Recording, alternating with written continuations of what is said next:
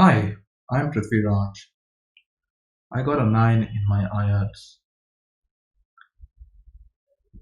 This video will provide the solutions to the PRK IELTS assignment for 16th June 2020. If you'd like to know more, please read the description. If you do not understand a word, please leave a note in the comments section so that I can get back to you. Let us begin. Onerous? Cogently? What do these words mean? We will get to both of these words, but before this, let me start in accordance to the chronology. And the first word will be national press.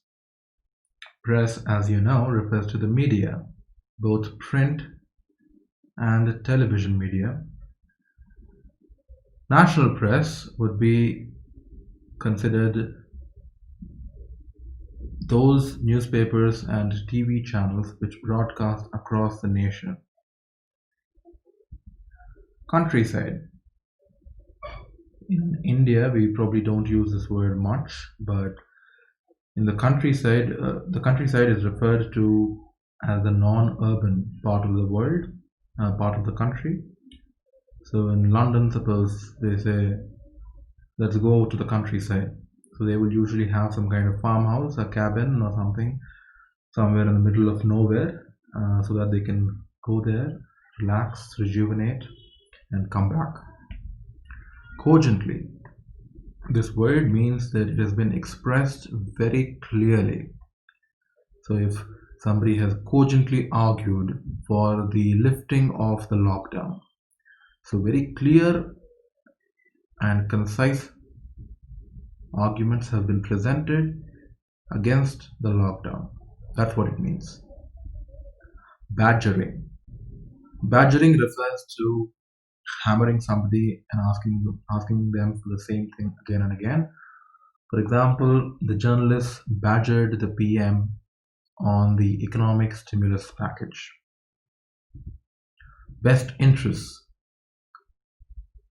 In any endeavor you undertake, there is going to be things that are good for you and things that are bad for you. So if something is good for you, you could say, it is in my best interest to do ABC. And if something is bad for you, you could say, it is not in my best interest to do ABC. That's the usage. Outrageous. Outrageous would be referring to any kind of activity that is performed, an action that is performed which is preposterous, considered to be bold, loud. For example, let us suppose I storm into the office of a very high official in the government and say I demand action on this particular topic, a particular matter which has not been acted upon for a long time, then that could be considered outrageous. Immaterial. Immaterial is a synonym of regardless. So how it could be used is, it was immaterial that the number of cases of COVID were going up. If the lockdown hadn't been lifted, the economy would have collapsed. Incumbent. So any person that is in power is referred to as an incumbent. Suppose Narendra Modi is the Prime Minister of India. So if he is presently the Prime Minister, how you would say Narendra Modi is the incumbent Prime Minister. Minutiae. Minutiae refers to the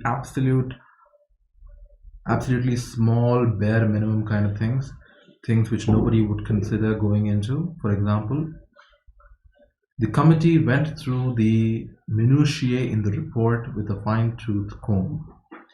So those footnotes, those little bit of remarks, all those small things which are mentioned, all of that would come under minutiae. Onerous. Onerous would refer to duties primarily. Onerous duties, onerous responsibilities. Onerous refers to the number of duties. So The PM has a lot of onerous duties, so it's a lot of challenging work that the person is subjected to. Exalted. This word actually has two meanings. The first is important, and second is happy. And happy in the sense extremely happy. In this particular case, we would be dealing only with the first meaning, which is important.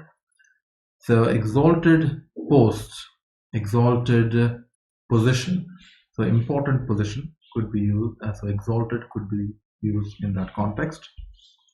I beg your pardon. When you do not understand something that somebody has said, then you say, I beg your pardon, so the other person can repeat whatever it is that they have said. Demarcation. Demarcation is a clear distinguishing of boundaries. So you are perhaps you are quarreling with another colleague of yours, and both of you are debating on which areas each of you should be dealing with. And in this particular case, you decide to draw a line in the sand and say that everything that has to do with banking is going to be under your purview, and everything that's to be to do with accounting is going to be under my purview. So we have clearly demarcated the boundaries, the jurisdiction. Menial chore. Menial and chore, there are two words. So menial refers to work that is very basic in nature, something that, such as cleaning or doing the dishes, and chore means work. So menial chores would actually mean doing the dishes or doing something that anybody can do. So in this particular context, the word was used as a and the minister was told so that he need not get into the menial chores and leave that to the officials, the lower staff. Nobler calling. So nobler calling is a word that is the term that is used to appeal to higher senses.